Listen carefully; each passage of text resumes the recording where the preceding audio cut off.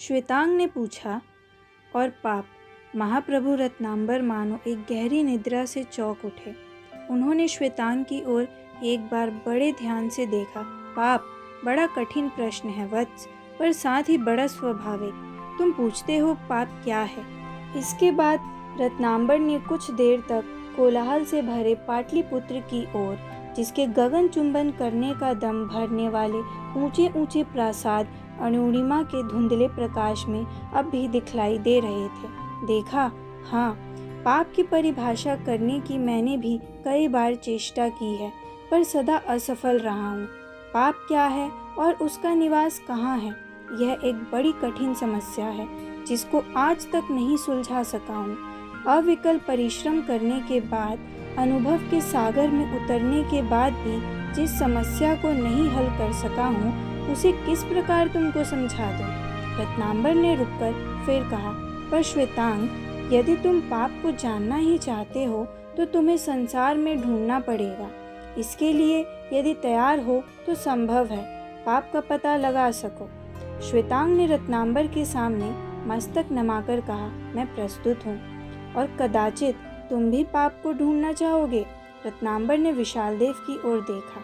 विशाल देव ने भी रत्नांबर के सामने मस्तक नमाते हुए कहा, महाप्रभु का अनुमान उचित है। रत्नांबर का मुख प्रसन्नता से चमक उठा। इसके पहले कि मैं तुम लोगों को संसार में भटककर अनुभव प्राप्त करने को छोड़ दूं, तुम्हें परिस्थितियों से भिज्ञ करा देना आवश्यक होगा। इस संसार के दो महानुभावों से मैं यथेष्ट परिचित हूँ, और इस कार्य को पूरा करने के लिए तुम लोगों को इन दोनों की सहायता की आवश्यकता होगी। एक योगी है और दूसरा भोगी। योगी का नाम है कुमारगिरी और भोगी का नाम है बीजगुप्त। तुम दोनों के जीवन को इनके जीवन स्रोत के साथ साथ ही बहना पड़ेगा। दोनों शिष्यों ने एक साथ उत्तर दिया, स्वीकार है। विशाल देव, तुम ब्राह्मण हो और तुम्हारी ध्यान तथा आराधना पर अनुरक्ति है, इसलिए तुम्हें कुमारगिरी का शिष्य बनना उचित होगा। और श्वेतांग, तुम क्षत्रिय हो, तुम्हें संसार में अनुरक्ति है, इसलिए तुम्हें बीजगुप्त का सेवक होना पड़ेगा। दोनों शिष्यों ने एक साथ उत्तर दिया, स्वीकार है। तुम दोनों एक मार्ग निर्धारित हो चुके हो। अब रहा मैं। तुम लोग मेरी चिंता ना करो। जीवन में अनुभव की उतनी ही आवश्यकता होती है जितनी उपासना की।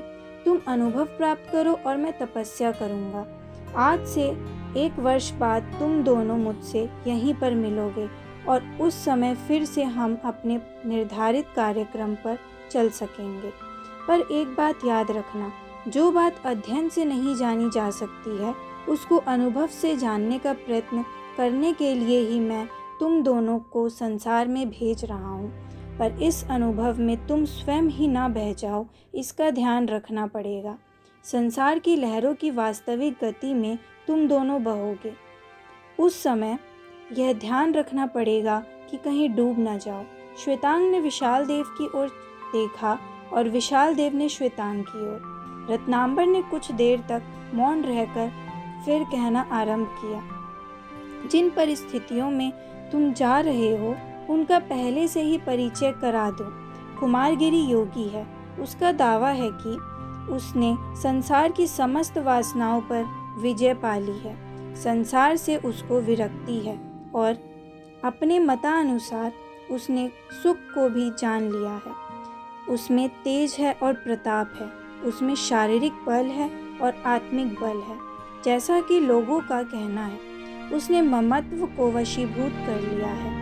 कुमारगिरी युवा है, पर यौवन और विराग में मिलकर उसमें एक अलौकिक शक्ति उत्पन्न करती है। संसार उसका साधन है और स्वर्ग उसका लक्ष्य है। विशाल देव, वही कुमारगिरी तुम्हारा गुरु होगा। और श्वेतांग, बीजगुप्त भोगी है। उसके हृदय में यौवन की उमंग है और आंखों में मादकता की लाली। उसकी विशाल अट्टालिकाओं में भोग विलास नाचा करते हैं।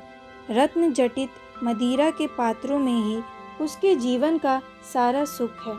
वैभव और उल्लास की तरंगों में वह केली करता है। ऐश्वर्य की उसके पास कमी नहीं है। उसमें सौंदर्य है और उसके हृदय में संसार की समस्त वासनाओं का निवास। उसके द्वार पर मातंग झूमा करते हैं। उसके भवन में सौंदर्य के मद से मतवाली नर्तकियों का नृत्य हुआ करता है। ईश्वर पर उसे विश्वास नहीं, शायद उसने कभी ईश्वर के विषय में सोचा तक नहीं है, और स्वर्ग तथा नरक की उसे कोई चिंता नहीं। आमोद और प्रमोद ही उसके जीवन का साधन है तथा लक्ष्य भी है। उसी बीजगुप्त का तुम्हें सेवक बनना पड़ेगा। श्वेतांग स्वीकार है? महाप्रभु की आज्ञा शिरोधार्य है। श्वेतांग एक बार कल्पना से परे ऐश्वर्य की थाल लेना चाहता था। और विशाल देव, तुम्हें स्वीकार है? महाप्रभु की आज्ञा शिरोधार्य है। विशाल देव एक बार यौवन और विराग के मिश्रण से उत्पन्न शक्ति का महत्व जानना चाहता था। तो फिर ऐसा ही हो। इतना कहकर रत्नांबर उठ खड़े हुए। दूसरे दिन कुटी खाली पड़ी थी। गुरु साधना से शुष्क क्षेत्र में और शिष्य अथाह संसार में निकल पड़े थे।